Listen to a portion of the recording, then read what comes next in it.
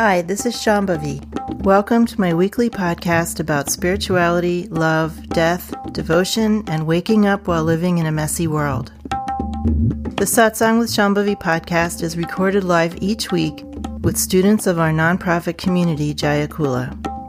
For more information and to find out about attending a satsang, visit jayakula.org. Thanks for listening. Much love to you, wherever and however you are. It feels like Jayakula has some power of invisibility, that it just kind of hasn't been noticed as much. I was just kind of curious about it, how you kind of view where you are and where Jayakula is, just like the greater spiritual genre of the public eye and what's out there. Well, that's a really rich question, and it's something I've pondered almost my entire life as a teacher. And there's many, many different aspects to that. And I would say it is intentional, but it's also karmic. I mean, it's written in my chart that I would be attracted to being somewhat invisible. And it's kind of unusual because I have Jupiter in my first house. But there's many other factors in my chart that lead to this desire to be somewhat hidden. And there's a pattern that was already established, and then there was choosing that pattern. And then, of course, I've received many, many teachings about invisibility, and I think those are all important. Earlier on, and to some degree still, I was very much influenced by a series of dreams I had that seemed to be about past lives and how much of a pain in the neck I was in past lives, that I had somehow risen to some place of prominence as a teacher and then just been a jerk. So I felt and still feel like my own work as a person, not as a teacher, but just as a person, is to make sure that I never do that again. I just realized, okay, I don't want to repeat this, because the message that I got from those dreams was that I had had all this opportunity and then I blew it. And I went on this big detour, and I don't want to go on that detour again. So my own sadhana has been very much focused on cultivating modesty and cultivating, I wouldn't say invisibility, but just cultivating anything that would go toward this place where perhaps I had been before. The other way I've thought of this is that there's a certain amount of announcing oneself that I find really abhorrent and distasteful and nothing I want to do, and yet if you don't do it, no one knows you're there. So of course we have a website, and we have an Instagram, and we have a style guide for Jayakula that tries to walk a line between just letting people know we're here but not engaging in any of this kind of language or self-promotion. So I'm trying to be kind and, let people know we're here, because really, if it were up to me, I would not have a website. It's a big pain in the neck having a website. It's so much work. But the thing is that deciding not to have a website these days is like deciding not to use the post office. I mean, it's just how it's done. So we've tried to kind of walk a fine line between using the tools that it's kind to use just so people can figure out how to get access, and not sort of fall over the edge with trying to proselytize in any way. This is a very big topic for me, really, that I've been thinking about most of my life as a teacher. The other thing is that there's a lot of ways that people have been hurt by teachers in spiritual communities. And this doesn't just have to do with the lack of realization that teachers often have, but also with the lack of vision about communities. So it's not just a teacher that can hurt. Communities that are out of control can do that too. So I think it's important to get to a place where we can actually create a zone where people can do practice and not risk horrible injury from being here because of us. I mean, some people are obviously unhappy with circumstances, and it's beyond my control that they're unhappy. But they're just unhappy because of who I am or what's going on. I can't control that. But I don't want anyone to feel like they can't practice here because we've abused them in some way. So my life has been about doing sadhana, and Jaipur is very focused on that. And I want to make sure that people can do sadhana here. And the way that we present ourselves and the way that we conduct ourselves is very much a part of that, creating that kind of space for people. I don't want to say safe space because spiritual practice isn't safe. A safe space just means your expectations are met. That's not what's happening. But a zone where people know that if they want to do practice, they can. In terms of myself, I feel like I'm more and more entering into a way of inhabiting the role of a teacher that I've really wanted to, but my own overenthusiasm has gotten the better of me, and my own pittiness has caused me to be over emphatic with people and try to make people feel better or make people want to do practice or something like that. There's a beautiful image that has always inspired me, and it's written about in a lot of different Hindu teaching stories, about the sage who just sits under a tree and doesn't do anything. And whoever comes, comes, and whoever leaves, leaves. And this has always been kind of an ideal for me, that people would come and they would notice something was happening, or they wouldn't, or they would want to practice or they wouldn't, but that I wouldn't have to do anything about it. I wouldn't have to jump in and try to enthuse people in some way. And I was actually wondering right before teaching if anyone who's been around for a long time has noticed this and feels like I don't care about them enough anymore or something. Because I feel like, especially in the last year or two, I have really stepped back from trying to force anyone into anything or enthuse anyone into anything. And it's definitely still a work in progress. But what I want to say about that is that even if I do manage to embody that sage under a tree more fully, which I'm definitely still working on, there's a certain amount of thing, with fire element where you're just like, and I'm really trying to tone that down in terms of asking people to do anything, really. And just the people who want to be asked to do things, make that known to me by coming in a certain way and approaching me and the community in a certain way. And I don't want to go after anyone anymore. If you notice, I'm not coming after you anymore. It's not because I don't love you and I don't care. I'm trying to relax and just let whatever happens happen and not try to make anything happen. And this is part of my own sadhana, and I think it's also like an expression of my traditionalism.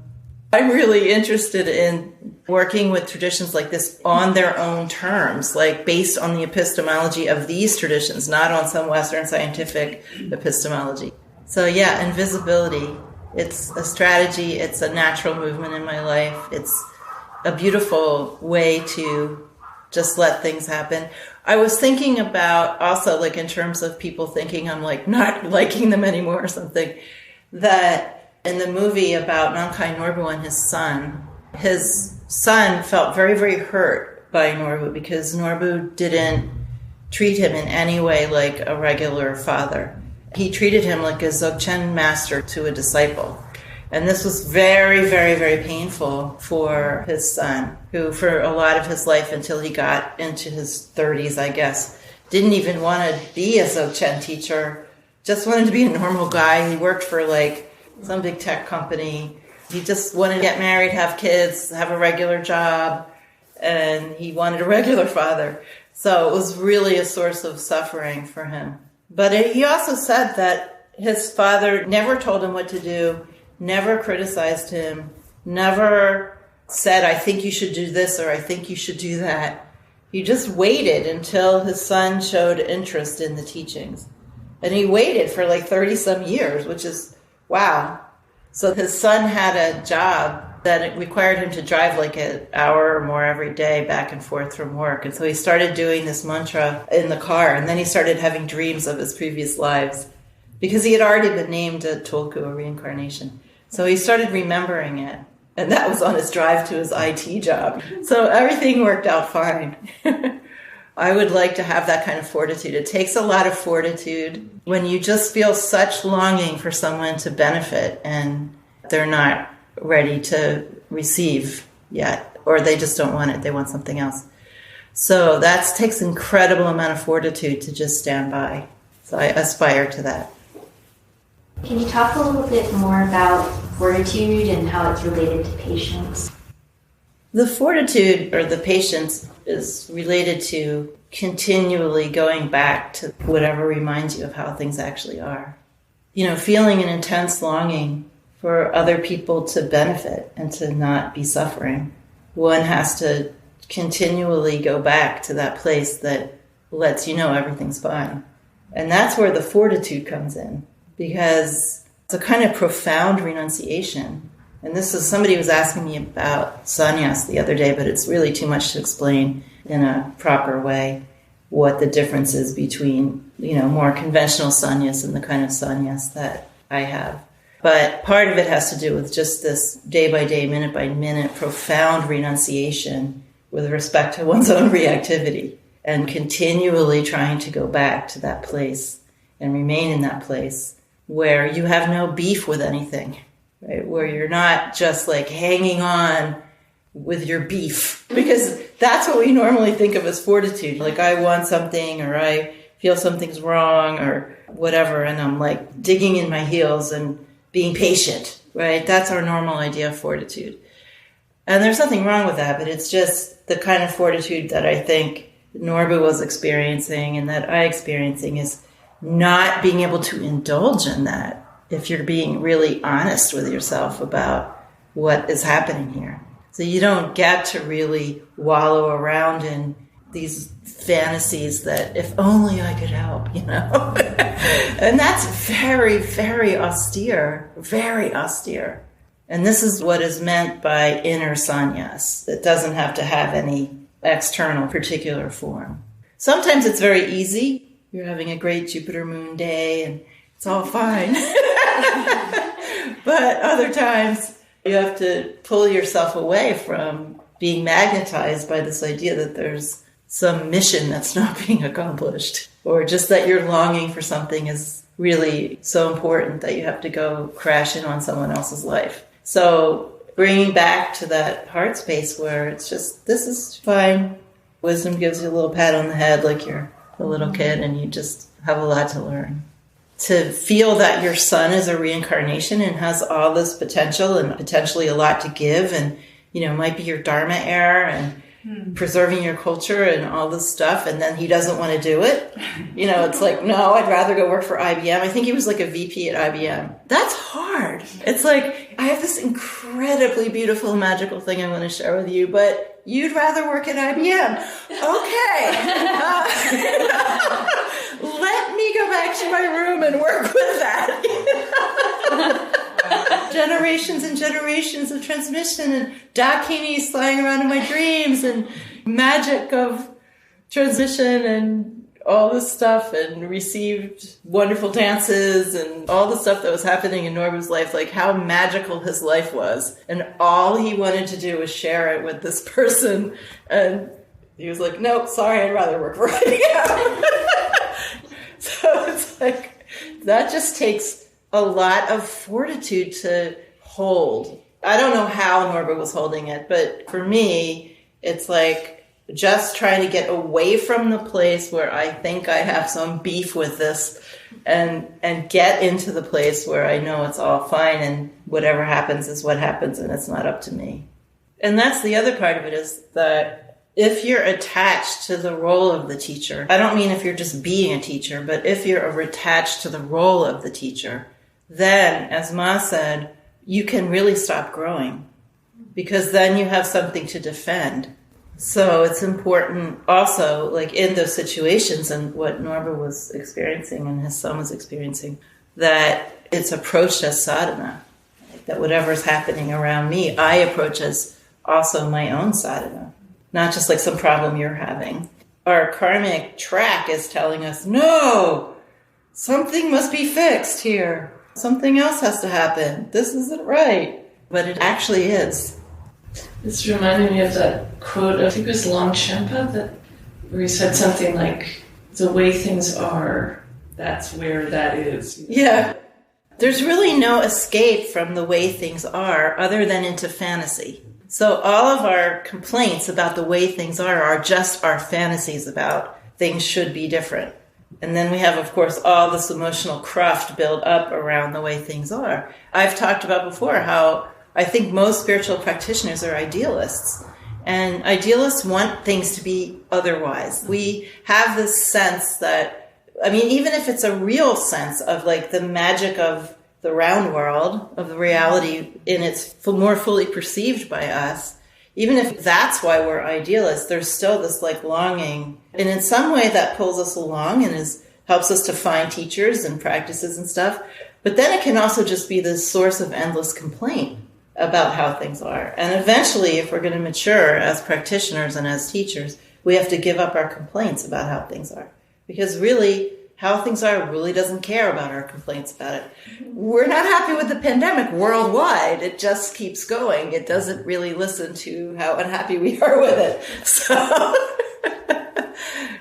So how things are is where it's at, right? Whatever Longchenpa said. But I think that those desires for things to be different, and we keep hitting our head against the wall of how things are, if we're doing practice and we're start to soften over time, we do stop hitting our head against the wall. And I don't think the first stage of that is that we stop desiring it. I think the first stage of that is we realize that that desire is not in line with the practice. And so we start making efforts to relax that and try to be more seeing how things actually are, not like in details like, oh, there's really a pandemic, even though I want it to go away. I mean, seeing the alive, aware intelligence and brilliance of everything. When we see how things are on that level, that's when we don't hit our heads on the wall quite so often. But I'm still hitting my head against a wall. Not as bad as I used to, but I still have a lot of longing for things to be a certain way that they might not be. Also seems like if you have the opportunity, you get opportunities to navigate like more skillfully also, like find timing or sense timing, or if you do want something, you can like go down the narrow river or something, get it, instead of just like demanding it in the moment that's not available to you. But that also has to do with where we can feel relaxation or cessation or amelioration of loneliness. So where we're able to find intimacy has a lot to do with what it is we want in life. And the more intimacy with whatever we have, the less narrow that threading of the needle is. But if, for instance, if someone has a low capacity for certain kinds of intimacy, but they can be very intimate with a dog or a cat, they're going to be incredibly, passionately, intensely attached to that animal because that's where they're feeling that intimacy. And of course, that's what we all want, right? We all want to feel that. We all want to feel our continuity with something. And depending on our karmic patterning, that something is going to be leading us in one direction or another. So it's really trying to satisfy the same thing as spiritual life. But there's a huge spectrum of how much intimacy people are able to tolerate with how many different beings and in different circumstances. Why can't people tolerate intimacy? There's so many different reasons. I mean, just speaking from my own experience, there's too much overload of the senses. Senses can be too open, or senses can be too dull. I mean, it could be either one. I was just thinking to myself that when I was younger, I had a hard time being out in nature because I was just so overwhelmed by the color and form of it. And I think some people are just overwhelmed by what's coming toward them. But I don't think that's the only reason. I could just say in general, the fewer boundaries we have and the more we're able to sort of receive whatever is coming toward us, it means that we have, a certain kind of digestive capacity for a feeling of aliveness. The reason why, or one of the reasons why it takes so long to experience awakening doing spiritual practice is because we have to incrementally get used to more aliveness. This is literally a feeling that comes into your body, energy, mind. And I know every practitioner who goes on for a while has moments of just feeling intense feelings of connection that are overwhelming. And it takes a while to get used to those things so that you can be in that condition every day. I often wonder, or I often wish I could just be in the condition I was 20 years ago and then flash back to this condition, because I just love to feel the difference. The other day I was driving down Solano Avenue in my car. No, not Solano, San Pablo. And, there's that median strip. And the guys were out there, the city workers were out there mowing the lawn. And there had been very, very tall grass. And then they were mowing it down really, really short. And I had my hand out the window, and I just felt this waves of energy coming off this cut grass. And I thought to myself, wow, when things are destroyed, it releases all this energy. But that could be in and of itself, like having that kind of experience, like a lot of energy coming off some lawn could really be overwhelming if you hadn't gotten used to that, if your sort of psychic digestive system hadn't recalibrated. It's like a recalibration.